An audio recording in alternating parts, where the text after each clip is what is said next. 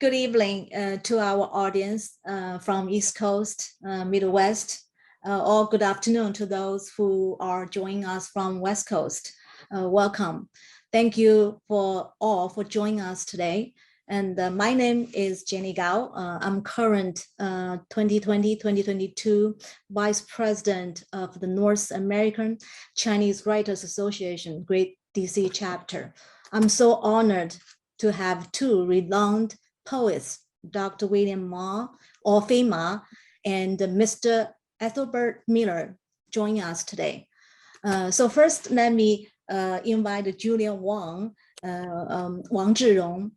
He is the NACWA-DC chapter president to give a brief welcoming remark. So Mr. Wang. Hi everyone, everybody. This is Julian. Yeah, I'm the current president of this chapter, and I'm so very happy and honored to have opportunity to participate this event where the East Midwest. I'm so exciting today, and Mr. Marr is the poet writing in Chinese, and he's my old friend for many years. And Mr. Miller is a famous DC poet I admire so much. I'm looking forward to what kind of spark will happen when Eastern poets meet the Western poet. Thank you so much, Mr. Wang, for everything you have done for the Writers Association. Well, next, we would like to invite Mr. Jim Campbell from AARP Maryland, volunteer state president. Okay, Mr. Campbell. Thank you very much. It's an honor for me to be here to hear the two great writers and celebrate Poetry Month. AARP, as you know, in Maryland has almost 1 million members and one of the largest organizations dedicated to the 50+ population to health and welfare needs. So this really ties into what we're doing because you're talking about the arts. And before, my wife is a teacher, and she understands, she teaches the arts integration into learning, how important it is that arts are to learning process. And before I joined AARP, I worked at Johns Hopkins School of Education, and there they emphasize how important the arts are to learning. So now as people age, it's important to continue that learning through the arts, whether it's creative writing, whether it's poetry, whether it's painting, whether it's music. The arts are important to brain health and brain development. So it's really an honor to be here to celebrate something that's important to our 50+ population.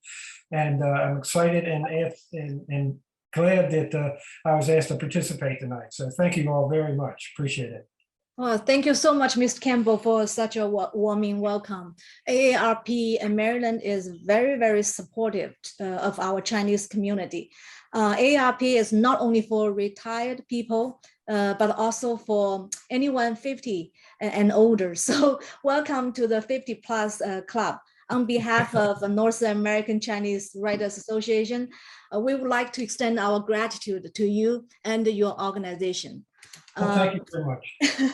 Okay, so now let's welcome our first speaker, poet Mr. William Marr from Chicago, for a brief self-introduction. Mr. Marr will talk briefly about his background. Okay, Miss Marr, please. Okay. Well, thank you. It's my honor and pleasure to join the meeting with Mr. Miller to celebrate National Poetry Month tonight. First, I would like to say a few words about my background. I was born in Taiwan and grew up in a small village in China mainland. I returned to Taiwan after World War II and received my high school and undergraduate education there. I came to the United States in 1961. Receiving my master's degree in mechanical engineering from Marquette University in 1963, and my PhD degree in nuclear engineering from the University of Wisconsin in 1969.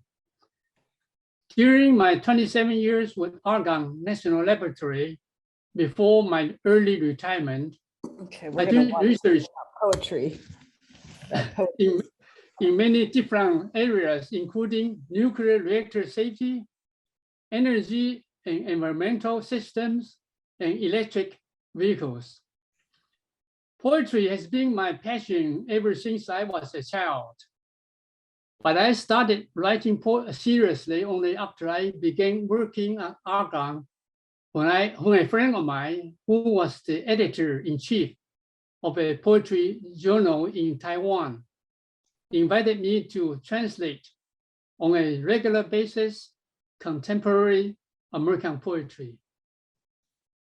Later, the scope of translation was expanded to include poetic works from Canada, South America, England, as well as English translated work from Italy, Spain, France, Turkey, Sweden, and Russia.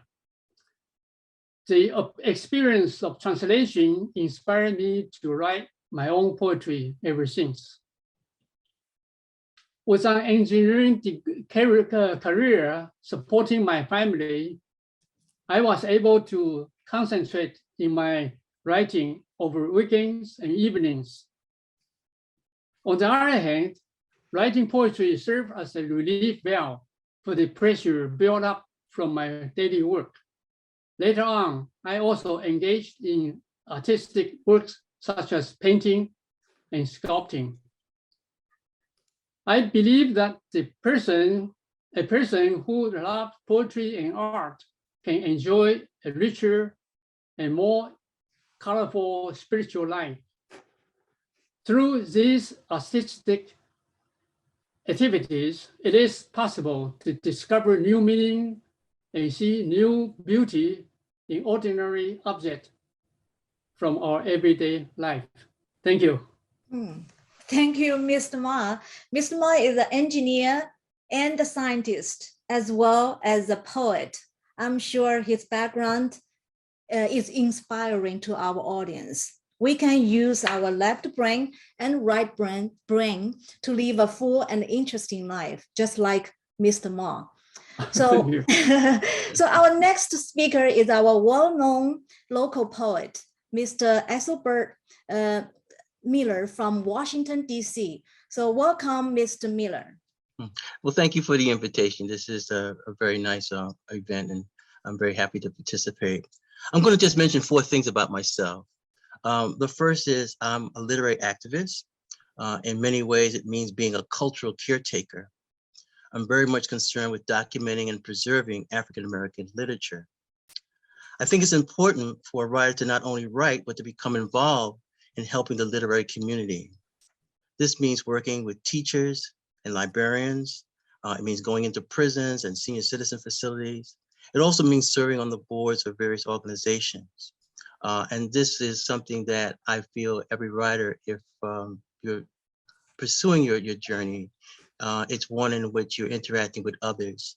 And it's very important that you realize that in many societies, many communities, people are not literate. Okay, so, you know, what we might take for granted in terms of being able to read and write is not something that everyone can do. And so if you're ever in a position to provide a service to others, I think this should be the calling that you have. And especially if, for example, someone is in a senior citizen facility, reading and writing is very important. And sometimes a writer has to go to that community. The same way there are many people who are incarcerated. You can't feel that they're neglected. You have to go and visit them. And that's where you build these important bridges. One of the things I'm very happy and proud of is the fact that I've established my personal archives at the Gilman Library at George Washington University. And this archive is not just about my work, but all the things for the last 40, 50 years I've been collecting about other writers. To give you an example, just this week, actually today, the daughter of a well-known writer contacted me and she says, I want to come to Washington and use the archives because I want to see the things that you collected about my father. And so in that sense, you can see the archives is not just for literary scholars, but for people who have a family member who was a writer. And if, for example, I saved something, might be a flyer or an article, it can be very important to that family. The second thing I would mention about myself is that for over 10 years, I served as editor of Poet Law magazine. This journal was founded in 1889 It was the oldest literary publication in the United States.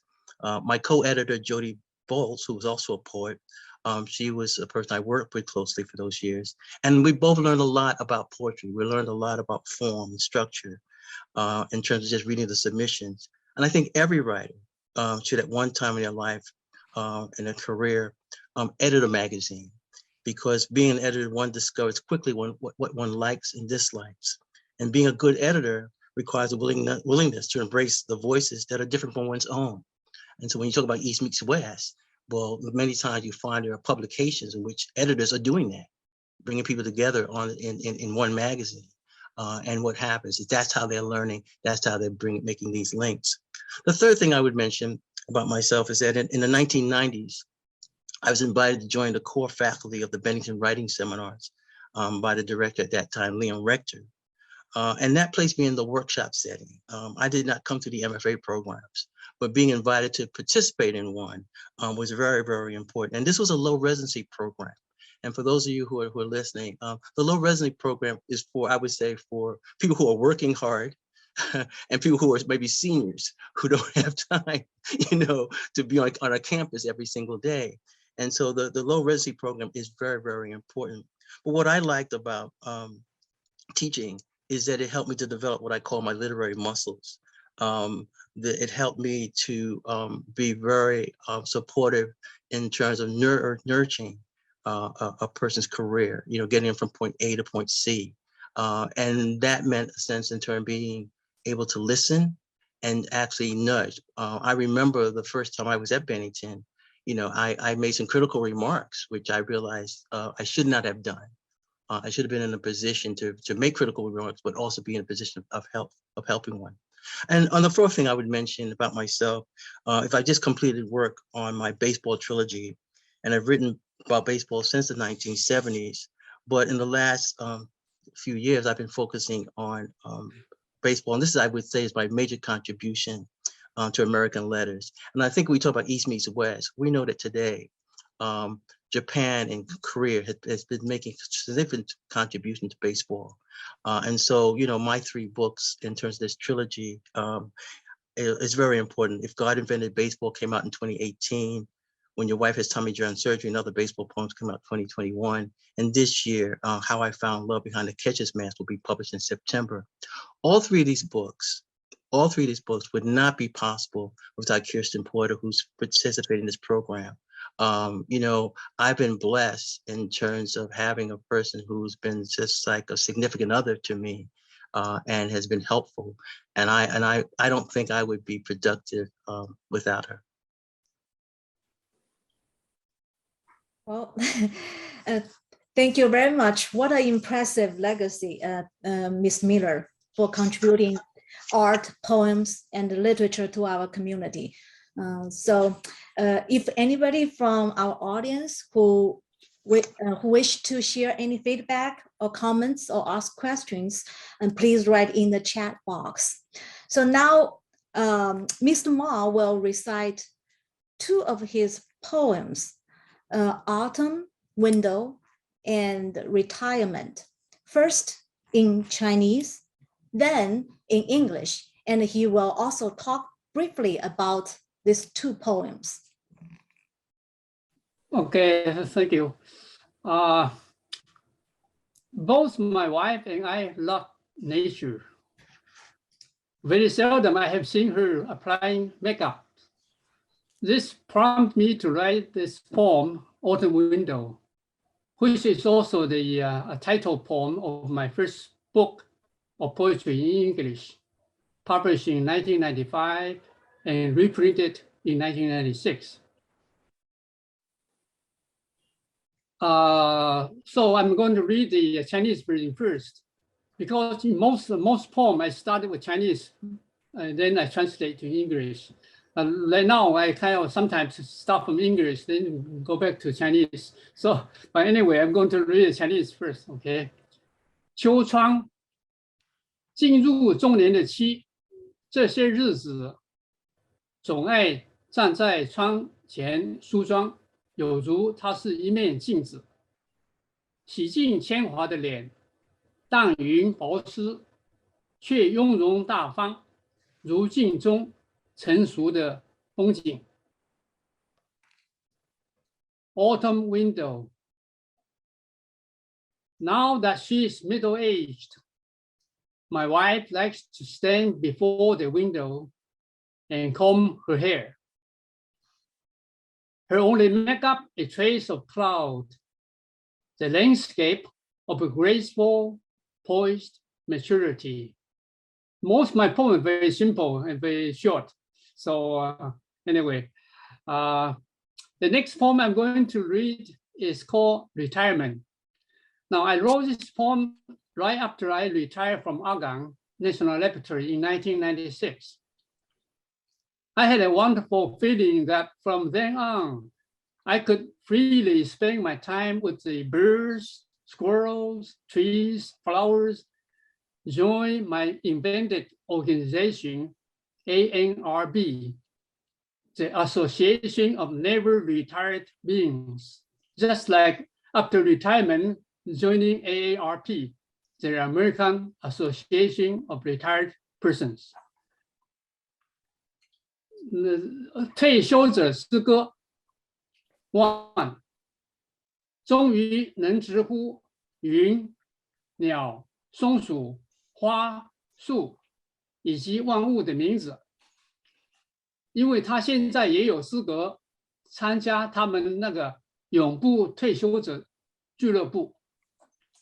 二，一脚踩下空，才惊喜发现脚下陆路转动的轮子已生长成一片宽坦的实地，在它上面放了学的小孩欢叫着奔向各自的生命探险。This retirement. One, at last, he can call the clouds, the birds, the squirrels, the flowers, the trees, and millions of other things by their first name. As now he too is qualified for membership in AARP, the Association of Never Retired Beings. Two, with a vacant step, he is surprised to find under his feet the exercise wheel in the cage has turned into a firm level ground, where the children after school cheerily scatter to find their respective life adventure. Thank you. Thank you, Ms. Marr. They are wonderful poems. Well, autumn is also my favorite season, and I also look forward to live a carefree life in retirement in the future, like your poem described. So next, Mr. Miller will also recite two of his poems. First, he will recite Crossing the Line, which Mr. Marr actually has also translated into Chinese. I'm very honored to recite it for him in Chinese as well. So first, Mr. Miller.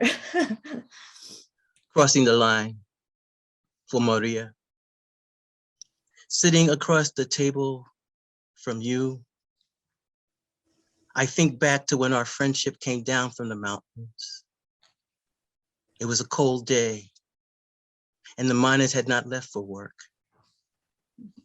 You break a cookie in half like bread, and this sharing is what we both now need. That which breaks into crumbs are memories. Your gray hair cut short, and you ask if I notice. How can I tell you that Bolivia will always be beautiful, and everything I notice is you, and yes, it's you.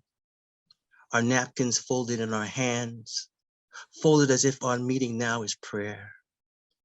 Did I ever tell you that your eyes are a map, and I would lose myself if you ever turned away? Okay, so 越界致玛丽 translated by 飞马。坐在桌子对面，我回想起我们的友谊，从山上下来，那是一个寒冷的日子，矿工们还没去上班。你把饼干像面包一样掰成2半，而这种分享，我们现在都需要。裂成碎片的是记忆，你的白发剪短了，你问我是否注意到，我怎么能告诉你，玻利维亚永远是美丽的，而我注意到的一切都是你。是的，就是你。我们的餐巾纸跌在手里，折叠的有如我们现在的会面，是祈祷。我有没有告诉过你，你的眼睛就是一张地图，如果你掉过头去，我会迷失自我。Okay, thank you, Mr. Miller and Mr. Marr. So now maybe you can talk briefly about your writing Crossing the Line, and Mr. Marr will discuss why this poem resonated with him. Thank you. Okay, the poem is dedicated to my friend Maria Otero.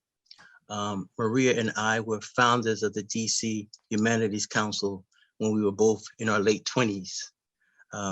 She was Undersecretary of State during the Obama administration. Maria and I often try to get together for lunch or to go see a baseball game. My poem was written after meeting her on one day at the Line Hotel in Washington, D.C., so that's an actual place. Maria Otero was born in Bolivia, which is why I make reference to that country in the poem. The poem is about aging and friendship. It's about sharing of food, and it speaks to intimacy between friends. It's also about the geography of friendship and how we struggle to mine it and how we don't want to lose it. The poem works on a number of levels. For example, Bolivia is known for its silver mines, which I link to Maria's graying hair. The poem also acknowledges the line or boundary between friendship and love. How close do we come to crossing it is captured in the lines. It was a cold day and the miners had not left for work. The poem captures a day's beginning. Thank you. So, Mr. Marr, do you have any words about translating this poem? Right. So far, I have translated more than 1,000 poems by different poets from all over the world. I think translating a poet's work is the best respect for the poet. This also applies to my translation of Mr. Miller's poem, Crossing the Line. The poem is full of friendship and love. Aging and gray hair would not diminish or change the love. Thank you. Thank you both for this wonderful commentary. Okay, now Mr. Miller will read his second poem, Einstein. Okay, Einstein. Sometimes I would run into Einstein, standing on a corner near 42nd Street. We would talk about the commute from New Jersey to New York. Einstein would listen to me while steering and measuring the lights on Broadway. I thought about once taking him to see him play, but he didn't care for musicals. Einstein believed everything good about theater was relative. He told me words carry an invisible energy. Einstein warned about the metaphor race in MFA programs. He told me to avoid poetry readings where people drop mics like bombs. Which is worse, radiation or racism, I asked. You must think I'm a genius, he chuckled. Yes, I said, as he guided me around another black hole without looking. So that's a poem. Let me just mention a few things about this poem, Einstein. This was a fun poem to write, and I believe poets should have fun. Humor is a device I always encourage poets to use and explore. Mention the name Einstein and one immediately thinks genius. My poem is an imaginary conversation with Einstein. It also lists poems of Einstein-related jokes. For example, measuring the lights on Broadway. Einstein believed everything good about theater was relative. He told me to avoid poetry where people drop mics like bombs. But there is a turn in the poem, which is very political. It's when I asked Einstein a question, which is worse, radiation or racism? Think of the dangers of radiation, something we can't measure, but something we can measure, but can't see. Think of racism, which seems invisible until acts of hatred. Einstein, the genius, has no answer to my question, but his life is inspirational when one thinks especially of Einstein working for peace. So he guides us around black holes without looking. Okay, what a brilliant poem. Spending time with a genius, full of imagination. Okay, so we are also taking questions or comments from audience. So please feel free to leave it in the chat box. Okay, so Mr. Marr, would you like to read a couple more of your poems? I'm eager to hear Four Seasons 2 and A Good Old Couple. Okay, yeah. Well, I think I also love Mr. Miller's poem, Einstein, too. Okay, it's humorous and imaginative, but so close to reality. I think that's great. Okay, the closer to the reality, the cooler the situation. I think you need more humor. Okay, so to make the poem. Make the poetry more readable and more enjoyable. Okay, thank you. And all right, now I'm going to read a poem of Four Seasons. I have written several poems about the Four Seasons to express my concept of time and my feelings about the process of life. Most of them are cheerful and positive. Should I read the Chinese too? Yes, please read in Chinese first, then English. All right. 春，只有从冰雪里来的生命，才能这么不存戒心，把最鲜艳、最脆弱的花蕾，五彩缤纷地向这世界开放。夏，向焦渴的大地奉献我们的汗滴。滚圆晶莹的露珠，源自生命的大海，带着咸味。秋，妻儿在他头上找到一根白发时的惊呼，竟带有4岁者压抑不住的欢喜。冬，越冷的日子，希望的炉火越旺，我们心中没有能源危机这回事儿。Now I'm going to read the English version. Four seasons. Spring. Only the survivors of the deep snow can open up without hesitation their most delicate and colorful inner selves to the world.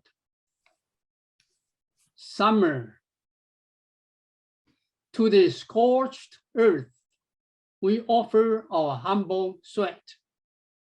These sparkling dewdrops coming from the sea of life have a salty taste. Autumn, when his wife and children comb and find a gray hair on his head, he can detect in their exclamations an insuppressible joy of greenness. Winter, the colder the day is, the brighter the furnace burns. There's no energy crisis in our hearts. Now, the autumn part, the poem is a true story. My wife and I, my son, comb my hair to find a gray hair. You know, my family, my father, even before he died, 80-some years old, he never get gray hair, all black. Mine too is still gray black hair. So that's a true story. That when they found a gray hair, they really be so happy. Okay, Next one. the poetry, express writing poetry, bring me closer to nature. It also gives me a happier and more peaceful mind. Because of aging, sooner or later, we all will leave this world. In order to make our loved ones suffer less, I wrote this poem for all the good old couples.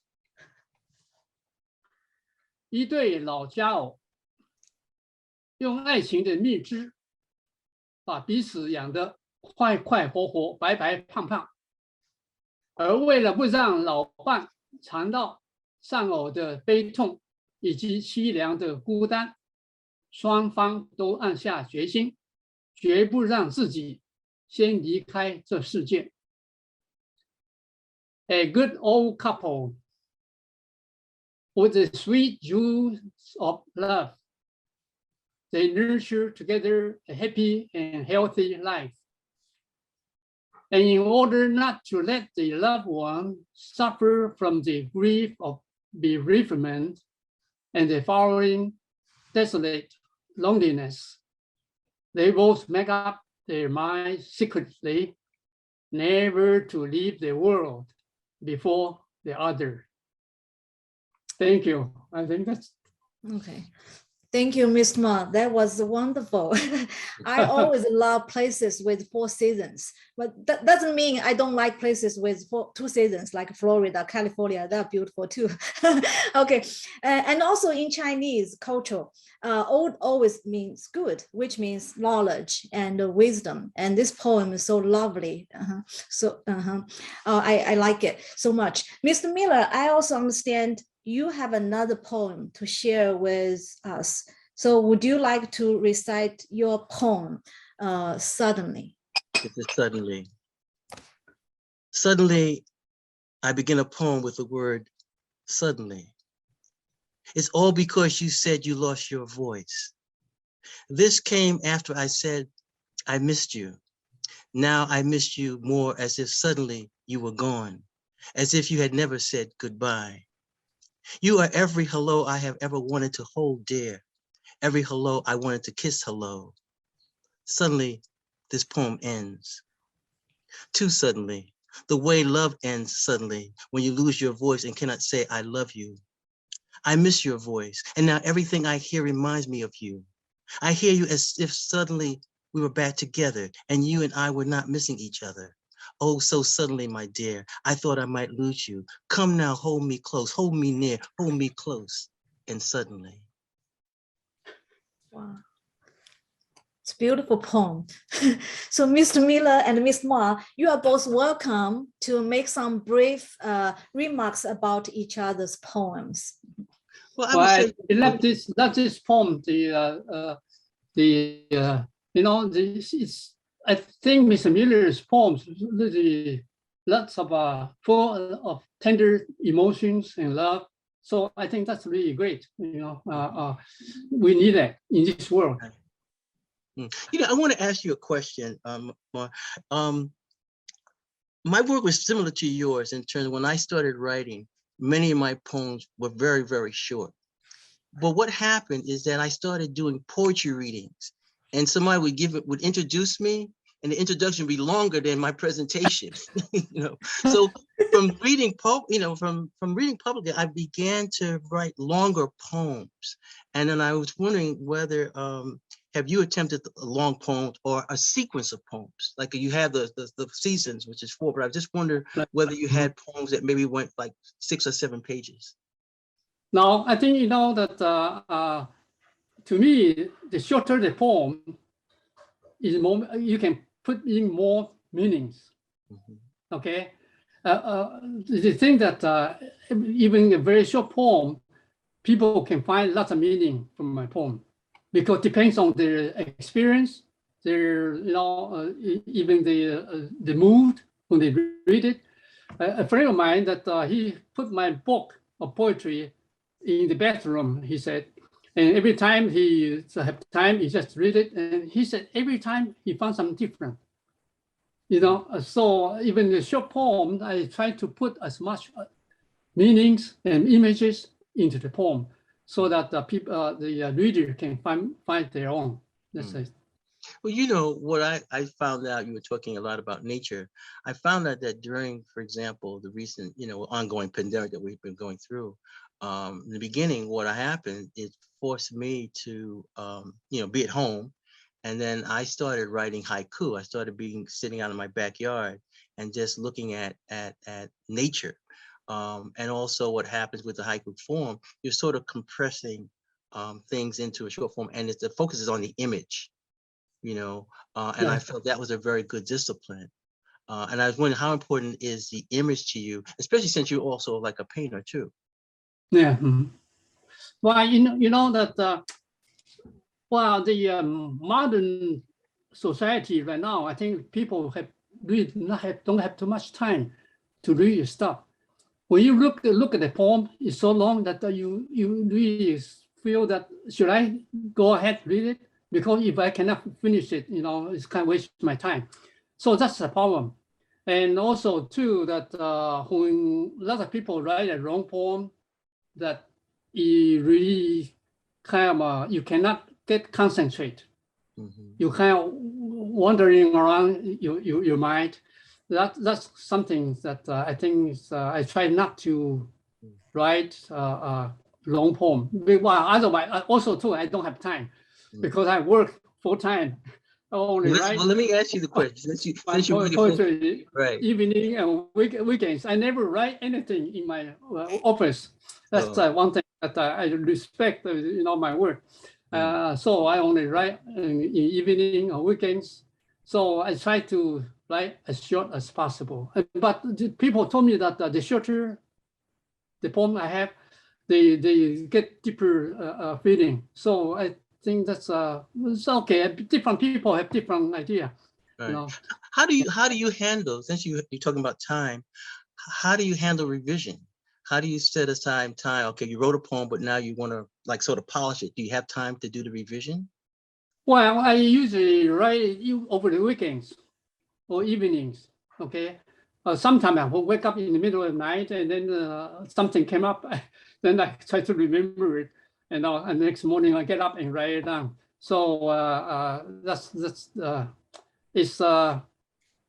time. I think sometimes it's difficult to find the time. That's a problem. Yeah.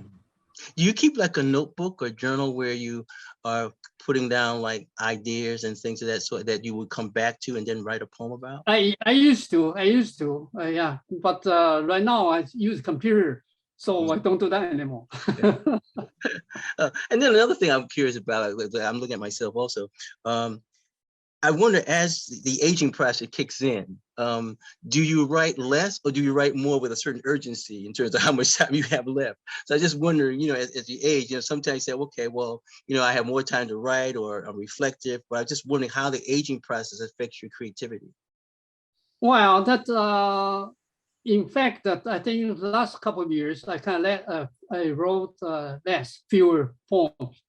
Not because aging, I think, but the problem that somehow the situation like COVID-19 and all the war in Ukraine, that kind of stuff kind of bothered me. It kind of take me to that. Well, I feel that kind of disappointed. So I don't feel really like to write anymore. And also too, that I don't have a thing to promote my books. I published 30-some books, but I never promote them.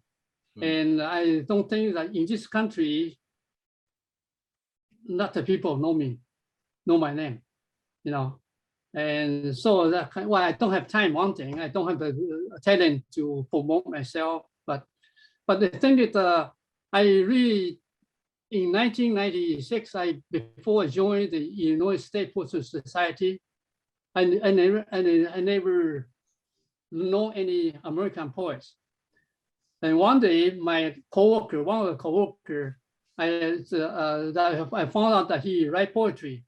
And so I talked to him, and he introduced me to the Illinois State Poetry Society, and I joined it. And then a few months later, I was elected the president. I wasn't even in the meeting. They asked me whether I will accept it. But I think I really, the exchange of the culture and also the poetry, I think between the different cultures is very important. That's why I think, I really love translation. So I learn a lot from different countries, different cultures, the poetry. So. Okay. Well, thank you so much thank you both for this wonderful exchange. So I also understand, Mr. Miller, you published a book last year. Would you like to tell audience about it? This is like show and tell. Okay. But the one that's on the screen is the second part of the trilogy. This is the first book, If God Invented Baseball. And so the second one that's on the screen is When Your Wife Has Tommy John Surgery. And then Kirsten and I finished the third one, which comes out this year, which is entitled How I Found Love Behind the Catcher's Mask. So all those books are together. It's a trilogy. It looks at baseball from a number of different angles. A lot of poems about human relationships, but I think the third one, I became more conscious about baseball history. So there's things about specific baseball players, there's about the Black Sox scandal. And one of the things when you're writing about baseball, because of the baseball fans and audience, and this is where I'm very grateful for Kirsten, is that you have to be exact. If you hit in 56 games, that's 56 games, it's not 55. If your batting average is 350, it has to be very exact in terms of numbers and data. And this is something that I feel you can see this coming into our society, this interesting fascinating with statistics and data, and that's where it's coming through our sports. And so what happens now, I'm writing about baseball at that particular time, and it's been interesting. And you often hear about writing about the things that you love. Well, what happens as I got older, I guess I went back to what I love, and growing up in New York City, that game was baseball. Okay, so would you like to share with the audience where they can find some of your books? Okay, this is where you make another pitch. You say to the audience, go to your local independent bookstore. or maybe on Amazon, right? You first say, go to your local independent bookstore, okay? Encourage the bookstore owner to order the books. Or you can go to Amazon. Oh, okay, 2 steps. Okay, sounds wonderful. Okay, so Mr. Ma, I also understand you published a couple of books. Would you also like to share them with audience? Okay, actually, last couple of years was my most productive years I ever have. I published 6 books last couple of years. Okay, the first one is the selected Chinese English poems of William Marr. I have the Dreamless Night. This one here is also is a selected Chinese English poems, and is published by Chicago Academic Press. This book is kind of a complement of the other one I just showed you, published in China. So the two combined together will be more complete. Okay, and then the Art World of William Marr was edited by 2 professors who are husband and wife, both teaching at Hainan University in China. They came to Chicago probably 10 years ago and get all the material for the book and then published in China. But this year, I thought, well, that's in simplified Chinese. But in Taiwan and overseas, Chinese cannot read mostly read traditional Chinese. So I kind of converted to traditional Chinese and published in the States by Washington Writers Press. Okay, and that is this book here. also, I have another one. It's the Every Day, a Blue Sky. It's my,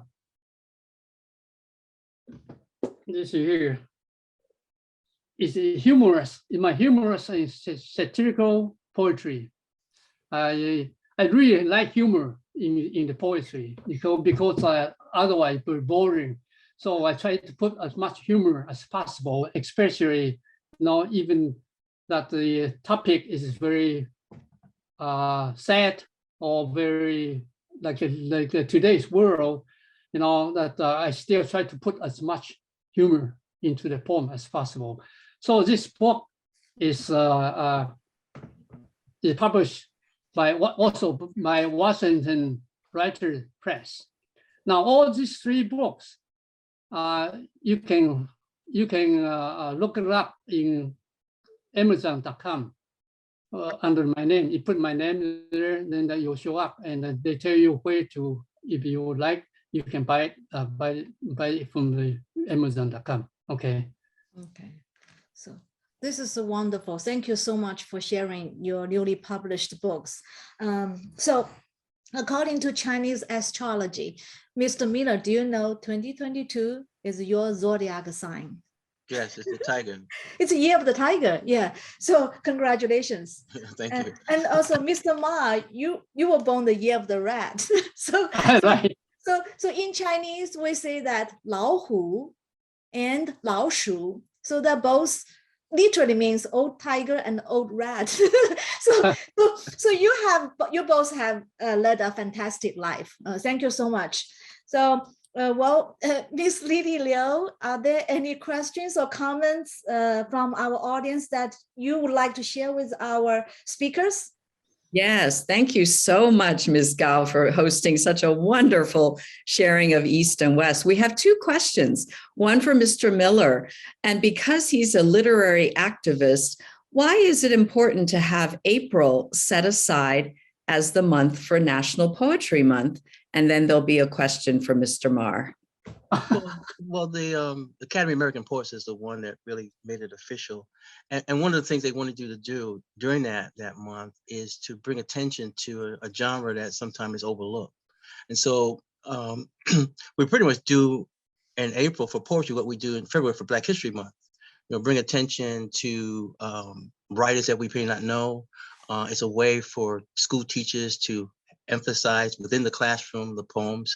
You have things like, for example, put a poem in your pocket type of thing, but everything is to highlight poetry. So if, for example, you're a librarian, April is the month that you pull those poetry titles that might be stuck in the corner, you put them up in the windows and on the shelves so that people will see it. And that's extremely important. And sometimes what happens with so much going on in our society, you have to stop and highlight something. And I think looking back over the last few years, National Poetry Month has become very successful. Of course, it coincides with other months, like this is also Jazz Appreciation Month. This is Arab American Month. So, you're sharing, but even though there may be other names for this month, I think that, poetry is one that I think everybody can relate to. And if, for example, you're not reading poetry or you never read poetry, then during this month of April, pick up a poem, pick up a book of poetry, or if not pick up a book of poetry, get a good anthology, flip through it, and maybe there might be one or two voices that, that you say, oh, I really like that. And then, go to your library or Google and find out more about that writer. But it's a challenge and an opportunity to really sort of spread the faith to some extent and let people know that, okay, poetry is not something that you should dislike. It's good for you, like spinach. Oh, that's a wonderful way to help us celebrate. And what a historic occasion this has been, East and West and sharing. The quick question for Dr. Marr was, number one, you have translated many English poems into Chinese. Do you have a famous poet in the Western tradition that you especially love? And growing up, did you have a favorite Chinese poet? Okay, well, I think I like the American poets, T.S. Eliot, Ezra Pound, my favorite, and Emily Dickinson. I like her very much too. Okay, her poems. and Robert Frost, Carl Sandburg, Carlos William, E. Cummings, and also the later, more recent poets like Richard Addington, and also Stephen Crane, Robert Creeley, all those people, the poetry really lovely, really good.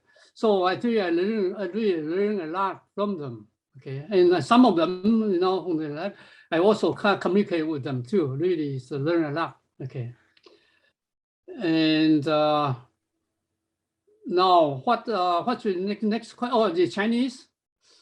The Chinese boys, well, because I'm in the United States, okay, it's kind of hard to communicate with them.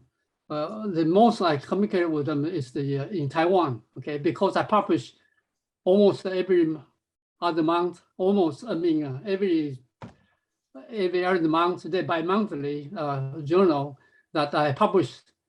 I translate work over there, also my own work, or my own poems. So a lot of people know me, and China too, I think. That's so, yeah. But in China, while I kind of, I select and edit some poems from China and Taiwan. So most poets I like are in their anthology, okay, like Beidao and Gu Chen, we all good friends. We very, and also the in Taiwan, Luo Fu and Yu Guanzhong, all those people, I know them.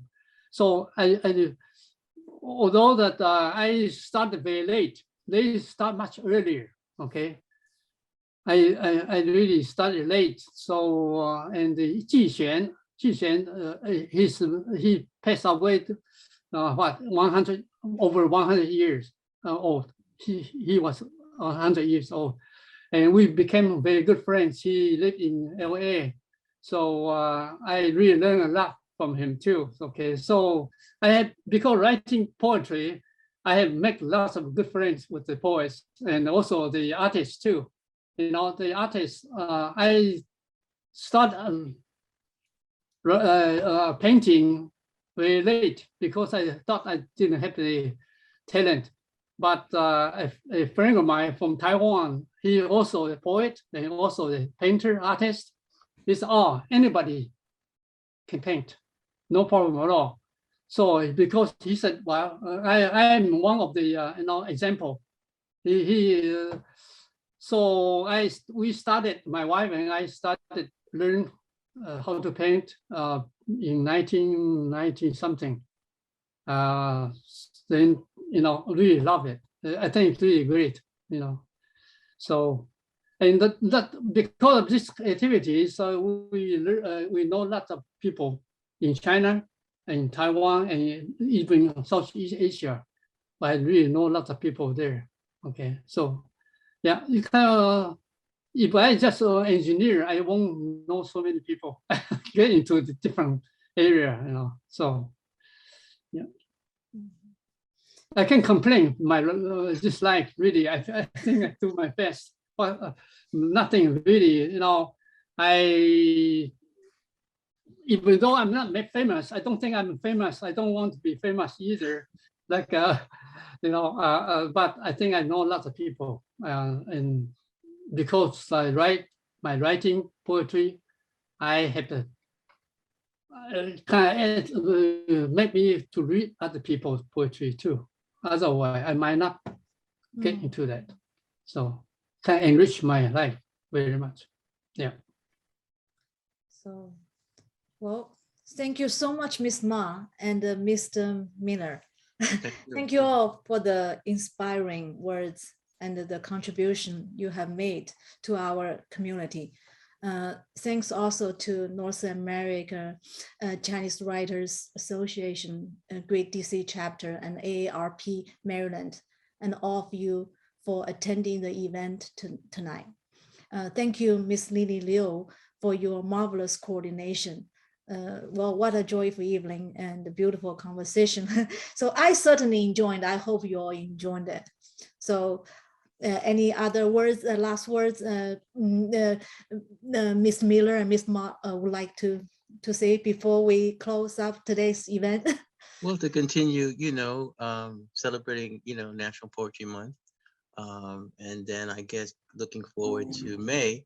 A happy Mother's Day to everyone who are mothers.